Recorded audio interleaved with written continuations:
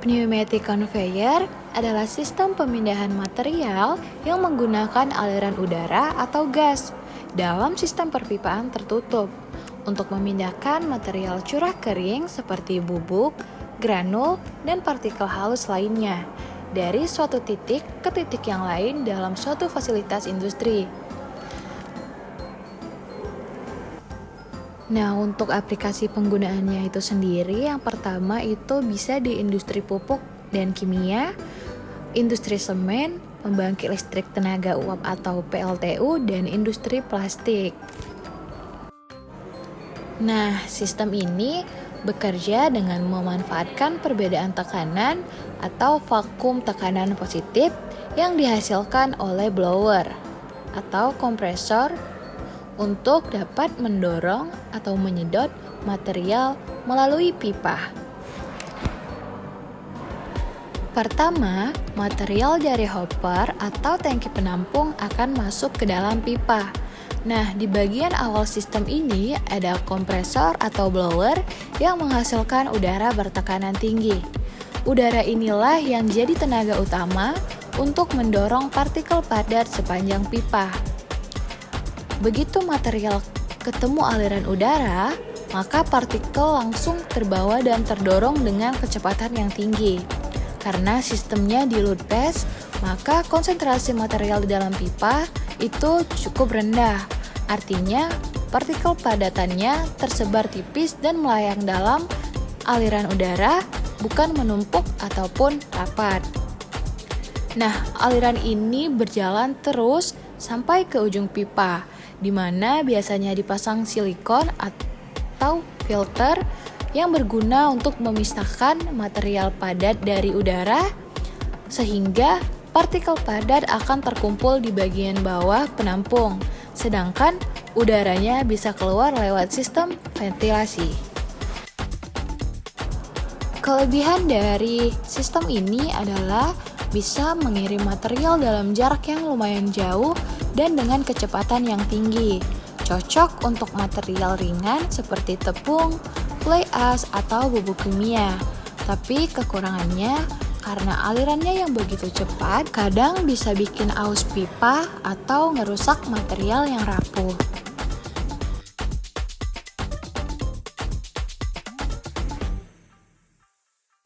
Jadi intinya pressure dilute pass ini mampu memindahkan material dengan cara menyebarkan partikel ke dalam udara bertekanan, sehingga akan terus dibawa sampai ke tujuan. Cara ini praktis, simple, dan banyak dipakai di industri makanan, semen, sampai industri kimia lainnya. Nah, prinsip kerjanya yaitu perbedaan tekanan, pembentukan aliran udara, pemindahan material, dan pemisahan material. Ini merupakan Drum Type Diverter Valve atau VIR yang dimana dilengkapi dengan aktuar pneumatik untuk mengontrol aliran udara material dalam sistem pneumatic conveying. Pada bagian utama ada body valve atau bagian bundar pada belakang. Yang kedua ada pneumatic actuator. Ini adalah silinder panjang dengan warna biru di ujung. Ada limit switch box atau kotak hitam dengan indikator hijau. Ada pipa biru atau selang pneumatik dan ada pressure gauge pada bawah kanan.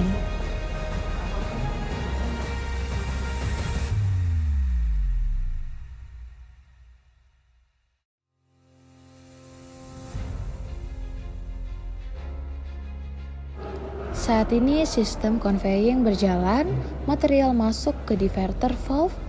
Aktuator pneumatik akan menggerakkan drum internal untuk memilih jalur aliran material. Selanjutnya, limit switch box ini akan memberikan sinyal ke panel kontrol bahwa jalur mana yang sedang aktif. Operator atau sistem PLC bisa mengatur kapan jalur dialihkan. Misalnya, jika silo A penuh, otomatis akan dialihkan ke silo B. Nah, ini adalah gambar elbow, di mana komponen pada gambar ini ada HKNT atau Engineering Polymer Cast, ada Special Wear Resistant Design Geometry,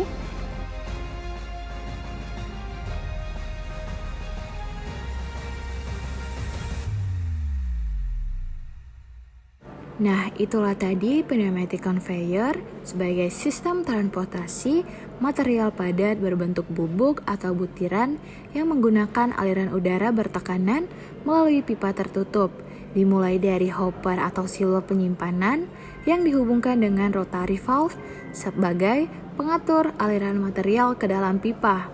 Kemudian, material terbawa ke udara bertekanan melewati pipa dengan komponen khusus seperti elbow tahan aus untuk mengurangi kerusakan. Hingga akhirnya, material dipisahkan dari udara di silicon filter dan dikumpulkan dalam tangki penampung. Sehingga sistem ini efisien, bersih, minim kebocoran, serta mampu menekan biaya perawatan dengan umur peralatan yang lebih panjang.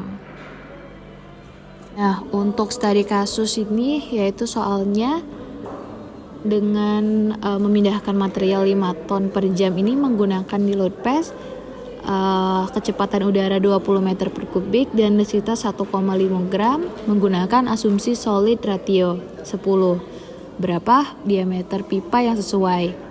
Untuk langkah pertama ini kita ubah kapasitas materialnya ke satuan kilogram per detik sehingga didapatkan 1,39 kg per detik. Langkah kedua kita hitung kebutuhan massa udara dan didapatkan 0,39 kg per detik. Langkah ketiga ini kita konversikan laju volumetrik udaranya yang dimana mendapatkan hasil 0,116 meter kubik per detik. Dan langkah keempat ini kita tentukan luas penampangnya dimana nilainya sekitar 0,0058 meter persegi. Dan terakhir kita cari diameter pipa dengan rumus luas ringkas. Oke teman-teman, itulah tadi video penjelasan mengenai alat industri kimia. Semoga video ini bermanfaat ya. Bye!